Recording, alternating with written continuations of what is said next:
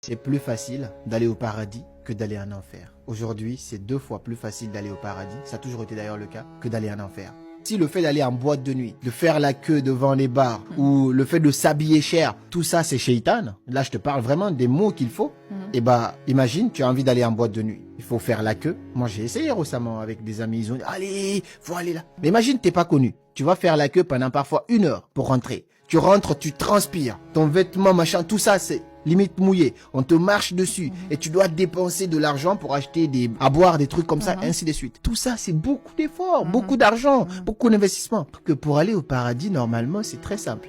T'as même pas besoin de vêtements chers, un truc assez simple. Finis ta journée, tu fais tes prières, tu te poses, tu écoutes le Coran ou tu écoutes la Bible, je sais pas ce que tu veux écouter. Tu bois un petit thé, tu lis un petit livre, ou si t'es avec ta partenaire, ta femme, je dis comme ça, ta femme, vous passez un petit moment ensemble et puis va dormir. T'as rien fait, t'as rien dépensé. Absolument. Mais t'es plus proche du paradis là, alors que l'autre ça coûte plus cher. Absolument. Donc selon moi, ça coûte 2 fois plus cher aujourd'hui d'aller en enfer que d'aller au paradis. Alors moi je vis dans une ville où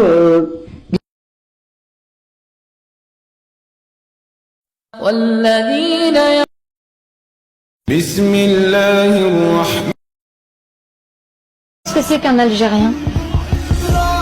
C'est quelqu'un qui a peur de rien et qui rencontre partout que des gens qui ont peur de tout. Et c'est ça qui crée le décalage et qui compromet le bon voisinage. Je te dis. alors moi je vis dans une ville où il y a que des musulmans. Genre il doit y avoir je sais pas 80% de musulmans. L'autre jour, je vais dans une petite échoppe. Alors, je vous ai mis des extraits de propagande islamique. Alors, c'est toujours un peu les mêmes actrices. Ils choisissent des personnes donc, de je sexe demande à un féminin. musulman, ça vous ennuie pas si je m'assieds en Ils face de lui? Non, pas du tout. sont 15-20. J'en ai recensé 15-20.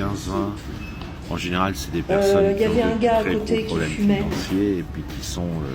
Et qui reçoivent des sommes considérables et qui se font dicter des vidéos comme ça. Celui d'à côté qui fumait le cigare a éteint son cigare pour que ça ne me gêne pas. Bon, bien sûr, c'est de la propagande de la mafia islam, ça, j'en ai déjà parlé dans plein de vidéos, mais les femmes dans ma vie sont traitées j'attire comme des toujours princesses. l'attention, c'est pas pour dénoncer 80% musulmans. le trucage parce que tout le monde voit bien les que c'est musulmans, truqué. on n'a même plus le droit de vous Je veux défendre. attirer l'attention sur le fait que oui, tout le monde voit bien que c'est truqué. C'est-à-dire que la mafia islam ne parvient pas à demander à ses acteurs et à ses actrices, parfois il y a des acteurs, mais plus souvent des actrices,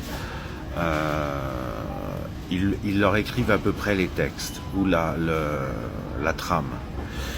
Et elles n'ont pas le choix. Elles doivent vraiment dire exactement, c'est surveillé. Vous avez des djihadistes qui repassent, qui disent ouais ça va, ça tu l'enlèves et tu refais, etc. Et ce qui est très intéressant, c'est que normalement la mafia islamique devrait essayer d'être crédible. Voilà, le but du jeu quand on ment, quand on fait un fake, c'est que les gens croient à votre fake. Et donc se pose la question, pourquoi ne sont-elles pas crédibles? Pourquoi ça se voit que ce sont des actrices? Est-ce que c'est parce que la mafia islamique souhaite ostentatoirement faire une démonstration de force, c'est-à-dire souhaite qu'on voit que c'est des actrices pour qu'on voit sa puissance? Ou est-ce que, et la réponse n'est pas évidente, ou est-ce que la mafia islamique, du fait du handicap mental que constitue l'islam, ne perçoit pas l'absence de crédibilité des montages qu'ils font? Alors il y a plein de détails, c'est un petit exercice.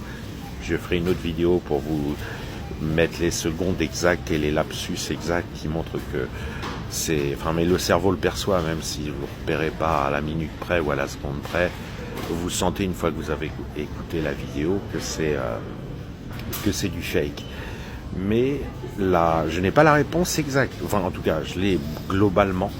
Globalement, c'est du mensonge injonction. J'ai déjà décrit le phénomène. Mais quand je prends, par exemple, ces deux actrices, je n'ai pas la réponse. Je ne peux pas savoir si la mafia islamique a raté exprès, fait exprès que ce soit caricatural pour qu'on reçoive le message, bon, vous avez vu, on donne des ordres et vous obéissez? Ou est-ce qu'ils ont espéré que ce serait crédible et parce qu'ils n'arrivent pas à se mettre à la place d'un non-musulman, foirent complètement la vidéo? Je vais raconter une anecdote pour finir.